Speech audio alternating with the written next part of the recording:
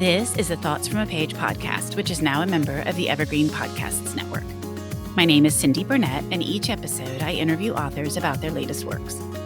For more book recommendations, check out my earlier episodes and my website, thoughtsfromapage.com, and follow me on Facebook and Instagram at Thoughts from a Page. Today, I am interviewing Cate Doty about mergers and acquisitions. Cate is a writer and former editor at the New York Times, where she covered the news of food, weddings, business, New York, and more. Her work has appeared in the Times, Southern Living, Our State, and other publications. A graduate of the University of North Carolina at Chapel Hill, she lives in Raleigh, North Carolina with her family. I hope you enjoy our conversation. And now for a quick break. For the last year, I have been focusing more on my health and eating habits. In connection with that, I have started drinking AG1 in the morning. When I started drinking AG1 daily, I could feel a real difference in my health and energy levels. That is because AG1 is a foundational nutrition supplement that supports your body's universal needs like gut optimization, stress management, and immune support. Since 2010, AG1 has led the future of foundational nutrition, continuously refining their formula to create a smarter, better way to elevate your baseline health. I recommend AG1 to all of my family and friends because the company has a team of doctors and scientists.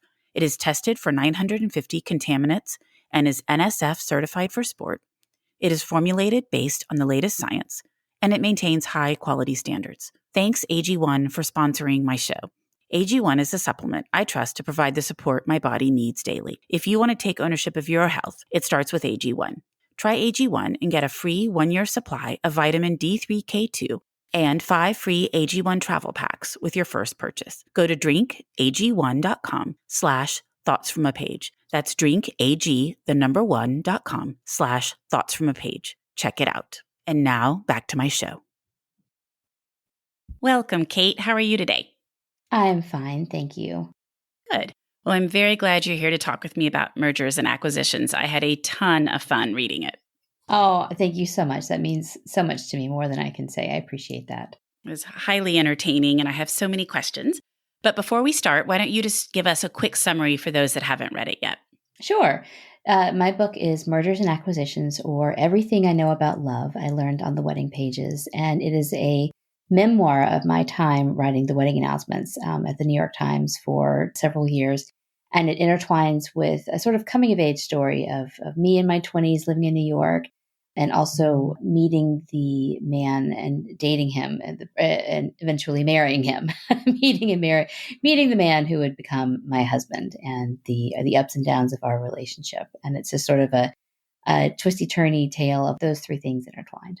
How did you end up writing about your time at the New York Times and then deciding to kind of wind your own story through it? You know, it's a good question. I live in North Carolina now, and we moved down about 4 years ago. And after we moved, I was lucky to fall in with a group of women writers who were all publishing books or had published books or were working on books.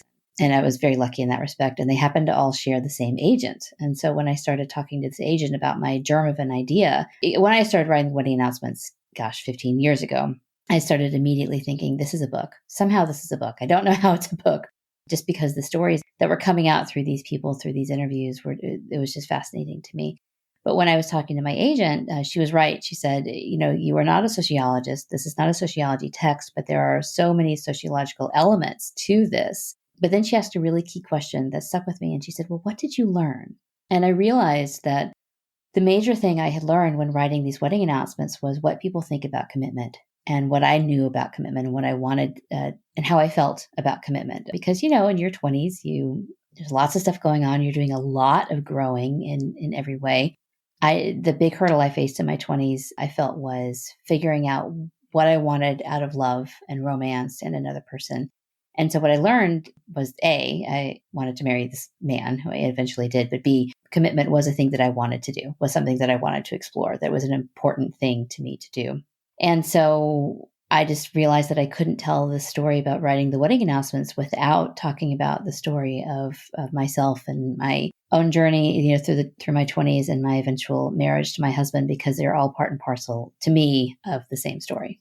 Well, exactly. Because while you're working at this job, you're also working in your personal life, trying to figure out who you will eventually marry, whether you want to have the commitment or not. And that's all kind of working on similar tracks.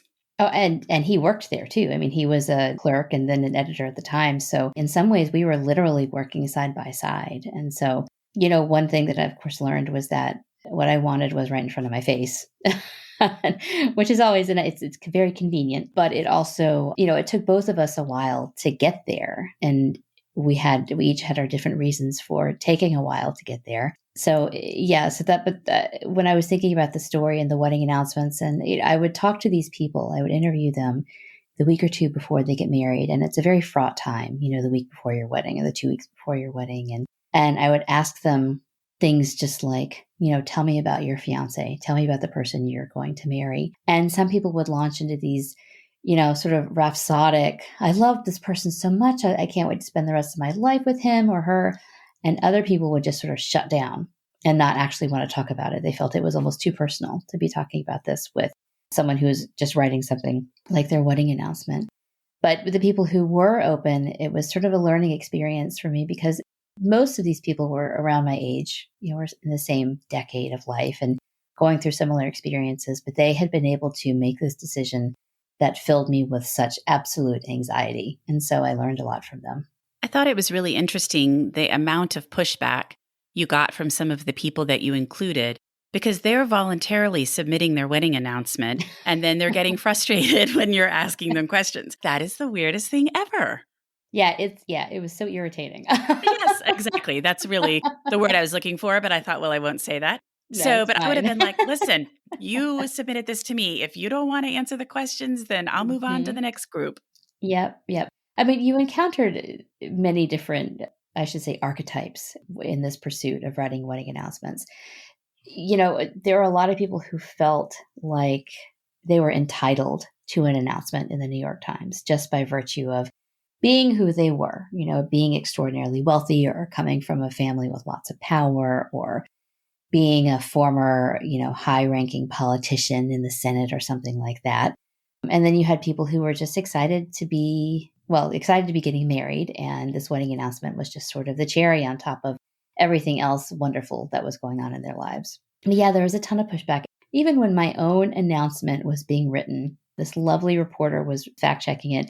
And I had warned my mother that they would be asking these questions. And these are questions like, it's not just like, can you spell your name for me and how old are you? I mean, it's questions like, well, what do you do in your job? What is your title? With whom can I confirm that information? Because, they just don't take it on gospel that you are who you say you are. You have to go check it out, just like the old journalism axiom says. And so I had warned my mother about these questions. And she said, well, that's fine. Why would I be bothered by these questions? And I said, well, okay. And then like a week later, she called me and she said, these questions are very inappropriate. I loved that part of your book because I was laughing. I was like, oh, I know what's coming here. She was so mad. And I had warned her. I said, frankly, like some of these questions are not questions that I enjoy asking, to be perfectly honest, but we have to ask them as part of the rigorous fact-checking process that has to happen.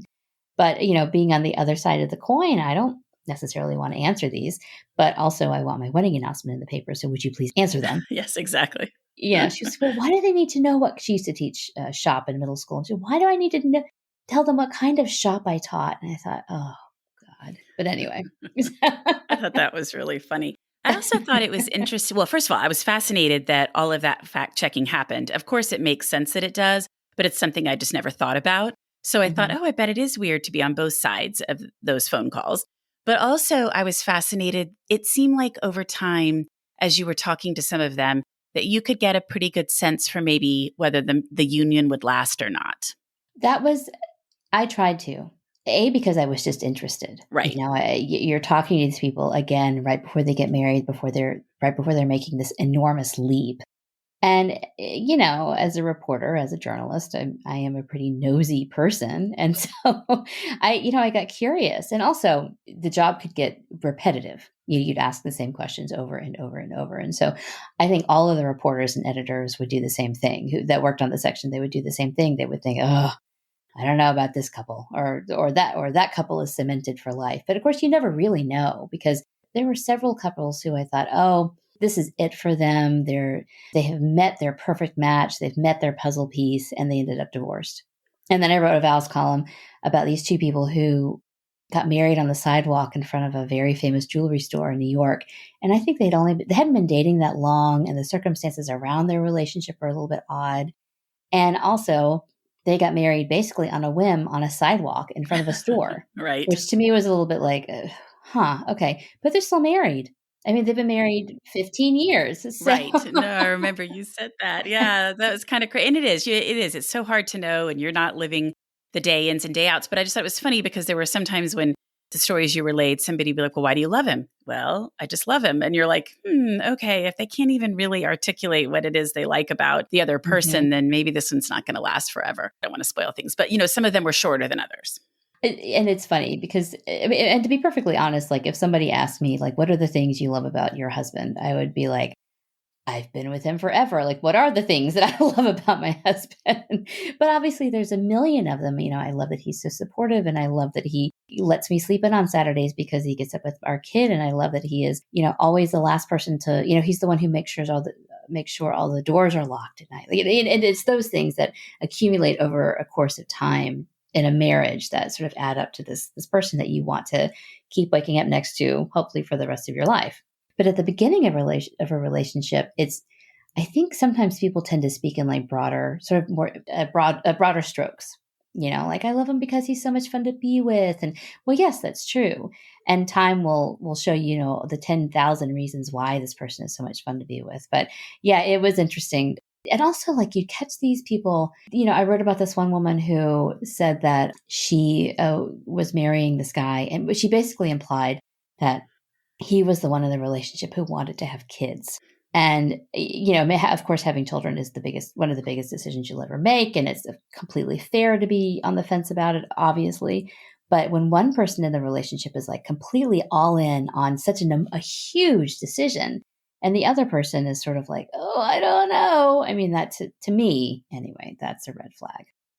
I agree completely. I think that's something that needs to be worked out before you get married, because yes, it is a huge thing. And it is totally okay to be on either side of it. Absolutely. It's just that if one of you is and one of you isn't, if you're not on the same side, it's going to be a lot trickier. Yes, for sure. And I saw some of that, and but I used to wonder if this is what they were telling me, like, what were they actually thinking? Like, what were the, what was their internal monologue like? So, but you never know what goes on inside of an actual marriage or a relationship. So, and why people are getting married. I mean, I think sometimes people are getting married for many other reasons than love. Oh, totally. I mean, there were certainly probably a lot of marriages that have been chronicled in the pages of the New York Times that were almost literal bank account mergers. Right. Which, of course, is where the title of the book comes from. People for years have called the pages the mergers and acquisitions pages, or the women's sports pages, which is derogatory to say the very least. But I always liked the M&A pages. I thought that it was funny, it was witty, and it also really zeroed in on one of the main reasons why these wedding announcements exist, which is to announce these mergers of families and bank accounts and power structures that, that you could trace, for some of these families, you could trace back decades, if not centuries. And so that's actually why we ended up, I say we, because it was my writers group of women writers, that they were the ones who really came up with the title, or help me decide on the title. That was why we thought M&A or mergers and acquisitions was the right title for this book. Well, I definitely want to talk about the title in a minute, because that is one of my questions. But before I forget, I want to loop back to one other question, which is, as a lawyer, because I practiced law for a long time, as I was reading all these stories, I was like, I wonder, I mean, I know you changed the names and gave them nicknames. I mean, I get all of that, but did legal for Putnam have to go through the book and really make sure there wasn't enough that represented these people? I mean, I'm assuming that was quite a process. I spent 2 solid days on the phone with the wonderful legal team at Putnam. I was thinking that must have been a very large part of this book, because even though you've changed names, you have to make sure that still somebody's not going to be like, I know this is me, and everybody else is going to know this is me. Mm-hmm, absolutely. I mean, and of course, as you know, there are some people in the book that have almost no expectation of privacy. Sheryl Sandberg, right? For example. Exactly. Or the senator from the great state of New York. And he's also, and that person is such an incendiary figure too, but also he's very litigious. And so for that particular anecdote, we made sure that every single thing I wrote about him, except for the conversations that I had had with them, had been reported elsewhere, like Page Yeah. 6 or the New York Right. Times, so Yeah. there's like a compendium of this actually happened. And you could say, other people have already seen that this happened because it's been recorded elsewhere. Yes, absolutely. And also, when I was finishing up the book, he was in the middle of an extremely contentious divorce from this woman that he had. So, I mean, it was bad, but Page 6 wrote all about it, and so the Putnam legal team was just like, whatever you want to write about him is fine, because it's all out there. It's all out there. But for these other couples that have no public profile, they have every reasonable expectation of privacy. And when they got on the phone with me to talk about their wedding announcements, certainly they had no reason to believe that what they were saying would also be included in a memoir 15 years after the fact. So we did everything we could to really blind these people's identities. And also we did everything we could to blind the identity of the character who was my boyfriend at the beginning of the book, because he too is a private person and has every reasonable expectation of privacy. And I also felt there are some people in the book who are not the subjects of wedding announcements, who are like my friends and family, who I changed some details about just because I felt like they deserved to maintain their privacy as much as possible. Absolutely. And that makes perfect sense. But as a lawyer, and I kept reading and I was like, gosh, I wonder what the process was like to get this book to publication. Because I was like, I know there had to be 2 full days of conversations. That had to be fun. Yuki Hirose and I became BFFs during that. Like, please don't write another book like this. And it was so funny too, because we did it on video calls, and we're all sitting there in our home offices, and I would say something. She would just give me like the mom stink eye look, the like, are you sure about that? And like, but it was a great process too, because not only did it, help protect me from hopefully being sued, but it was a really good way of working through, like, are you sure you meant to say that? Like, is that really what you're trying to get across here? So it was almost like another form of editing, as well as like protecting Putnam, Penguin Random House, and myself from legal action. Oh, that's interesting. I hadn't really thought about it from the editing side of it, just to kind of make sure you were really certain, as you said, that that's what you meant to say versus what you did say that could be taken a different way. Yeah. What about your husband? I mean, how did he feel? I'm assuming that you ran everything by him that was going to be in the book before it was in the book. Well, that's actually funny. So he did not read the finished book until about a month ago, when we got the finished copies sent to us by Putnam. He's very old school. He didn't want to read a PDF. He didn't want to read a galley. He wanted the real hardcover thing in his hand. And so he took the next day off of work and just sat on the back patio and read it cover to cover, basically. And so it was very sweet, because he would come in to my home office where I was working. And of course, with one ear for listening out to hear him coming down, because I knew I wanted to know what he thought. Sure. And about halfway through the day, he would come in and he would say, something like he loved this, or he really adored that. I mean, he's very extremely, he loves the book. I should say right up front, he loves the book. But he would come in and ask, why I chose to do this or that. About the middle of the day, he looked at me and he said, "You're nervous, aren't you?" And I said, "Well, of course I am." Right. Of course I am. Like, I want you to love it. Yes. Like his opinion of the book is the most important to me of all, for many reasons. But then I think he started kind of having some fun with it. Like he saw how nervous I was and he was like, "Ha I can mess with her a little bit." But anyway, when I started writing the book, I had asked him if he wanted clearance on any stories. And he looked at me like I was insane. And he said, "Absolutely not. This is your book. You tell the stories from your perspective." I did give him the portions of the book that pertained directly to him and had stories that he would have remembered. And I did that not for clearance, just as an act of good faith, I guess. But also, he was really helpful with fact checking or timeline stuff, like saying, "No, we lived in Brooklyn when that happened," or whatever. The only thing that was off limits from his perspective was stories about his family, which he believes, and I completely agree with, that those belong to him. There were a couple of stories about his dad in the book, but he agreed that those were fine to share. But I will say, I shared some very personal things about us, about our relationship, of course, and he when he read the book, he kind of questioned me and he said, well, why didn't you go further? There's so much more personal stuff that you could have shared. And I thought, no, I'm done. Yeah, First of all, exactly. obviously it is done. It is done. But, I shared what I thought was appropriate, but he of course has been extraordinarily supportive and loves the book. And thank God he loves the book. Well, yes, it would not make it very pleasant for you at the moment if he didn't. It would be terrible, actually.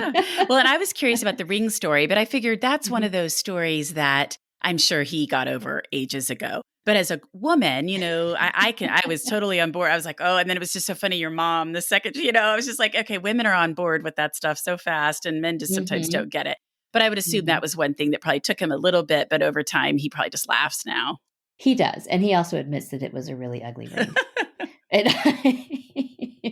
So then he's like, okay, now that we have this other ring, I get what you're saying. Yes. But the funny thing is, like, I don't even really wear my other engagement ring anymore. It just sits on, I have like a little ring stacker thing on my bedside table, and it just sits there. And I have, I wear my wedding band, and then I wear this band that has our daughter's name engraved on the inside of it. And that to me is the most important piece of the puzzle right there. So every so often he'll say, why don't you wear your engagement ring? But it's more of a dig than anything. It's not like he doesn't really care. But yes, that was I would say the 24-hour period after I told him I didn't like the engagement ring. And when we sort of circled back to each other, that was not the most fun, but it made for a funny story years down the road. So. Absolutely. And it's one of those things that's going to blow over. It's going to be unpleasant for a little bit. And then, because I'm sure you knew him plenty well enough to realize that over time, he's going to be like, I get it. Yeah. Oh, totally. Yeah. I mean, he was mad. Yeah. My husband would have been the same way, but I would have done the same thing you did. So I could completely understand how that unfolded and thought it would have unfolded the exact same way for us. So I get it.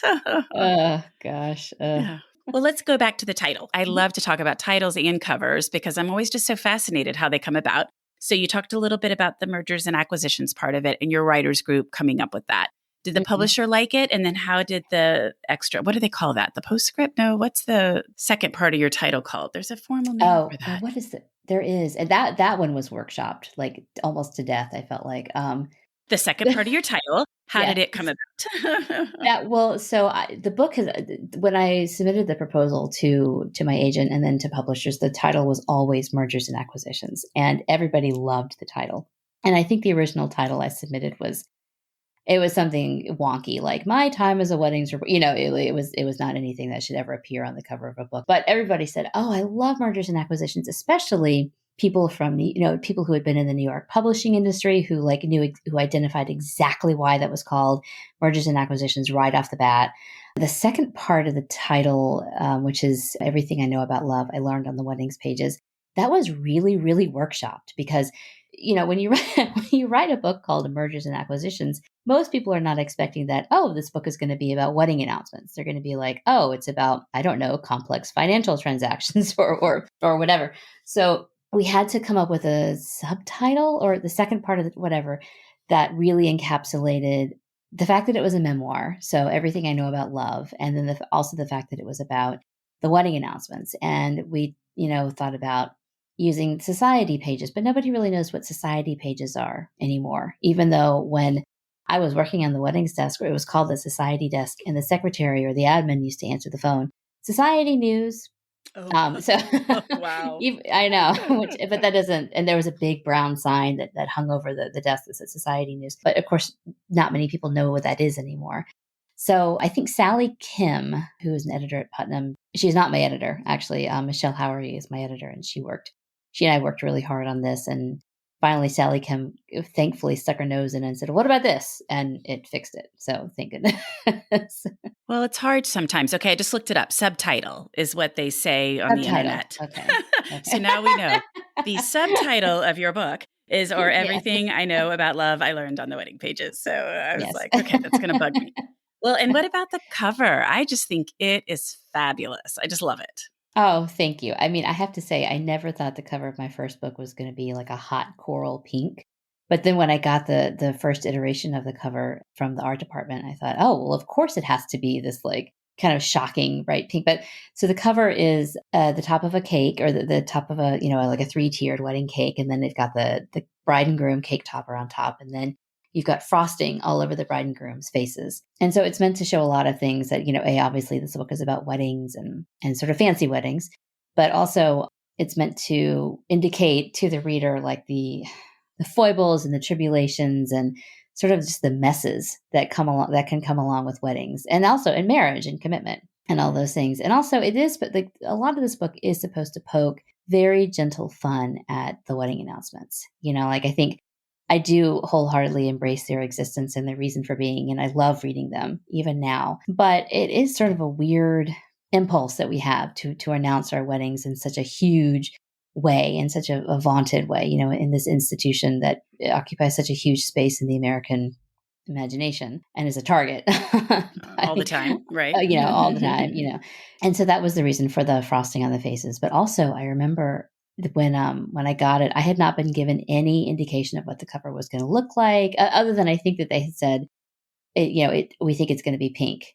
And the only thing I said was, I don't want it to be Tiffany blue, because, you see so many weddings books and it's like Tiffany blue with an ivory bow on top. And I wanted to set the book apart from that. Yeah. Oh, I love the cover. And the woman, Sandra Chu, who designed the cover, like I owe her a gazillion dollars, because I just think it's fabulous. And I think it encapsulates everything that I wanted this book to say. So I feel very lucky in that respect. I think it's perfect. I mean, I loved it at the beginning, but then after reading the book, I'm like, I just think it really perfectly does capture your story. And I love the flowers that are coming in from the sides. It's just gorgeous. Thank you. Thank you. Well, are you working on anything at the present that you would like to share with me? I am, I am working on a novel about two intertwined friendships, a friendship between two people who meet in a North Carolina mill town right around the time of World War I. And it stretches from 1914, I guess, to the early 70s. And it's sort of, these two people see the best and worst of America. But it is completely fictional. But the research has been extensive because the characters are based loosely on two real life people. It's been super fun to research, and I've never really worked on a work of fiction before. And so this feels, to me, really ambitious. So I'm having a good time with it, but it's also keeping me up at nights, which I think is what writing is supposed to do anyway. So your brain is on overdrive at night, trying to piece through some of the things that you haven't totally worked through. Oh, absolutely. And one of the characters is based on a woman who essentially ran away with the circus here in North Carolina in 1912, I think, 1913, something like that. She was a mill worker in, one of the many spinning mills that used to be in North Carolina. And she had, married at 12, had a baby at 12, I think. Gosh. Yes. And then, of course, she's a 12-year-old child working full time, and apparently she would go home back to the mill village to nurse her baby and then come back and pull these like 12-hour shifts. And her husband left her, of course, and she ended up running away with the circus. And this is a true story. I love that, she she left her baby with her mother, but her mother said, "Sure, that's fine. You could do what you need to do." Because she, can you imagine? She was 12. No, she was 12. That alone pretty much just tells you everything you need to know. She had no childhood, I mean, you just Absolutely. think, so you can see where you'd want to go to the circus for a little while. Yes, absolutely. Absolutely. And so I've been having a really good time thinking about what her mental space would have been like and what life would have been like for her in the circus. And then the story intertwines with a friend of hers. They become friends in this little mill town that they live in eastern North Carolina. And he is Black. And of course, that right there sets up all sorts of tension. And he has a very different background. He actually comes from a much more middle class background than she does. And they sort of experience America together from very different perspectives and through very different lenses. But I'm not even sure where they're going to end up. Like, they're going to do something, but I'm not quite there yet. Exactly. Well, that sounds good. And I look forward to it when it makes its way out into the world. Oh, thank you. I appreciate that. We'll see. I think the first thing I'm going to do after the excitement about mergers opens I hope it doesn't end. Actually, I don't want it to end, but like after this initial publication period ends, I think I need to go stare at an ocean for a while, probably like so many other people. But I'm just so excited and so happy and so honored, I think, from all the good things that people have been saying about this first book. And I'm just so grateful for all of the good things that have come my way because of this book. Well, I just had so much fun reading it. I know everybody else is going to be the same way. But before we wrap up, I would love to hear what you've read recently that you really liked. I have read, I had been sort of on a comfort reading kick, A, because of the pandemic, and B, because I was obviously so anxious about this book coming out, But I've been reading, I read all of the Anne of Green Gables books, which is fun. Not probably what you want to hear. No, But I think whatever you're reading, I always love to hear what people are reading. It doesn't matter what it is. Well, the Anne books for me, just for so many other women, are just absolute comfort food, and I have to go back to them once a year. I don't feel like myself, but I just finished a book called Why Peacocks by my friend Sean Flynn, and that came out. Today's Thursday, so it came out Tuesday, and it's his memoir of raising or acquiring basically rescue peacocks. Which you didn't, no one would ever think that rescue peacocks are a thing, right? But this person was getting rid of peacocks, and Sean is a national magazine award finalist. He's a longtime national correspondent for GQ, and his main thing is that he writes about death and mayhem. Like he went to Norway after that person killed all of those people and wrote about that. He wrote about the downing of the Malaysian Airlines flight and all that, and so he was at sort of a crossroads in his life, and he and his family ended up acquiring 3 rescue peacocks named Carl, Ethel, and Mr. Pickle. And and it's a wonderful read. It's so informative, and I learned so much, not just about peacocks, but just about human nature in general. And the other thing I tore through, probably for the millionth time, honestly, is a book by Kaye Gibbons, another North Carolina writer, called Charms for the Easy Life. And I don't know if you've ever read any Kaye Gibbons, but it's just, I don't think she's writing anymore, and it's a shame she's not, because she has a gift for language unlike anyone I've ever heard. And she writes about the interior lives of women in such a way that she's just gifted. She's really just a gifted writer. But Charms for the Easy Life is about a group of women in North Carolina in the 1920s, and the matriarch is a midwife, and just all the adventures and interior explorations that come from that. So those are 2 things I've been reading. I don't know her at all, so I'm going to have to look her up and track that book down, because it sounds really good, and I love that time period. What's her other one? A Cure for Dreams is another one. And she also wrote Ellen Foster, which I think they made into a movie a couple of decades ago. But Charms for the Easy Life and A Cure for Dreams are my 2 favorites, and I just love her so much. And again, I think it's a shame that she's not able to write anymore, because I think she's got some things that are locked away that could be gifts to the world. Well, I'll definitely have to track those 2 titles down and get them read this summer. So thank you. And the Why Peacocks actually sounds so interesting to me. So I'm going to definitely have to look into that one also. It's so fun. It sounds like it. And entertaining and a little different.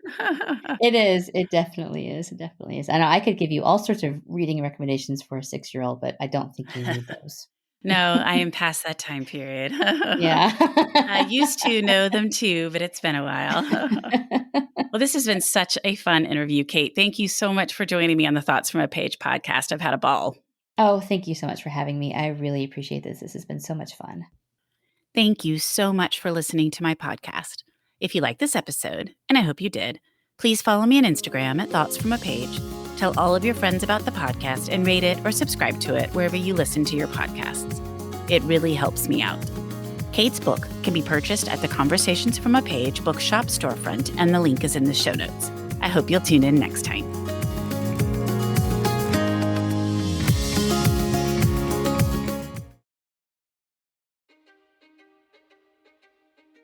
History is complicated. The story of human progress is long, messy, and riddled with controversies big and small. On Conflicted, we dive headfirst into history's most infamous events and contentious figures. We try and untangle the good from the bad, the fact from the fiction, and the monsters from the misunderstood. Was Genghis Khan a murderous butcher or a civic pioneer?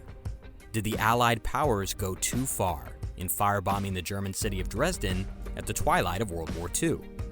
And how did the Marquis de Sade acquire such a sinister reputation? And was any of it true? These are just a few of the tough questions we wrestle with and investigate on Conflicted. So if you love history or just enjoy a good story, please join me, your host, Zach Cornwell, for a fascinating new topic each and every month. Conflicted, a history podcast, is available on Spotify, Apple, or wherever else you get your podcasts. I hope to see you soon.